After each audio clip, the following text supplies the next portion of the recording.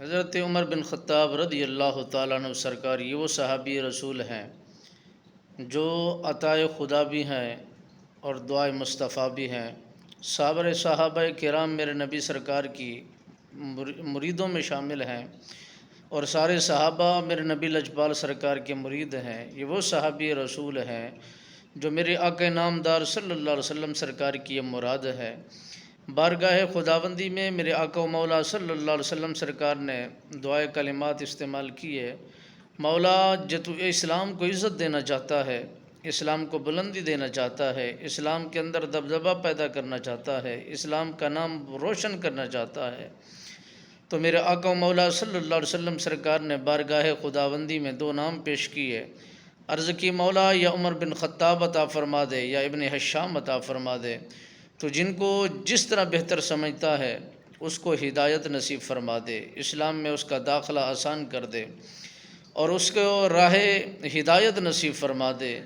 میرے آقا و مولا صلی اللہ علیہ وسلم سرکار نے جب بارگاہ خداوندی میں عرض و گزار کی تو دعا شرف قبولیت ہوئی۔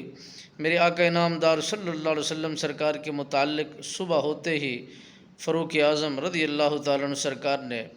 تلوار کو لہراتے ہوئے لوگوں کو بتاتے ہوئے کہ آج جہاں سے اسلام کا چراغ روشن ہے اور جہاں سے زمانہ روشنیاں لے رہا ہے، جہاں سے لوگ مستفید ہو رہے ہیں، میں معاذ اللہ انہیں ملیے میٹ کر دوں گا، ان کا نام و نشان ختم کر دوں گا۔ انہیں کیا خبر تھی کہ جس ہستی نے رات دعا مانگی ہے، جس ہستی نے اپنے ید اللہ والے ہاتھوں کو اٹھایا ہے، بارگاہ خداوندی میں التجا کی ہے، وہاں منظوری ہو چکی ہے، وہاں مقبول ہو چکی ہے وہ دعا۔ جب وہ میرے آقا و مولا صلی اللہ علیہ وسلم سرکار کو تکلیف دینے کی غرض سے سر لینے کے لیے معاذ اللہ روانہ ہوئے تو انہیں خبر نہ تھی یہاں سر لینے کے لیے جا رہے ہیں، وہاں تو سر دینا پڑ جائے گا، وہاں تو اپنے آباء و اجداد کے مذہب کو چھوڑنا پڑ جائے گا۔ فاروق اعظم رضی اللہ تعالیٰ عنہ سرکار وہ جوان تھے جس کے اسلام لانے سے کفر کے دیوانوں میں لرزہ طاری ہو گیا اور ان کے اندر کوہرام برپا ہو گیا کہ اتنا بڑا نقصان اور اتنا بڑا صدمہ انہیں پہنچا کہ جب فاروق اعظم رضی اللہ تعالیٰ عنہ سرکار میرے آقا و مولا صلی اللہ علیہ وسلم سرکار کے دربار میں پہنچ گئے اور اسلام لا کر انہی کے غلاموں میں شامل ہو گئے اور انہی کے گیت گانے لگے، تو کفر کے دیوانوں میں اور کفر کے گھروں میں اور ان لوگوں کے جو دین اسلام کے مخالف تھے ان کے گھروں کے اندر لرزہ طاری ہو گیا، ان کی کیفیت بدل گئی، ان کی طبیعت میں عجیب سی کیفیت ہلچل سی مچ گئی، اور فاروق اعظم رضی اللہ تعالیٰ عنہ سرکار نے دین اسلام میں قدم رکھنے کے بعد زمانہ کائنات کو پیغام عام پہنچایا کہ اے لوگو،